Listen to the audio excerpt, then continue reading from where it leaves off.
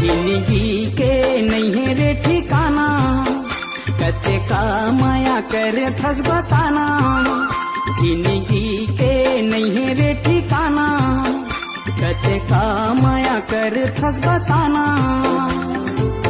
आमाया कर ले, आमाया कर ले, आमाया कर ले संगवारी। आमाया कर ले, आमाया कर ले, आमाया कर ले संगवारी।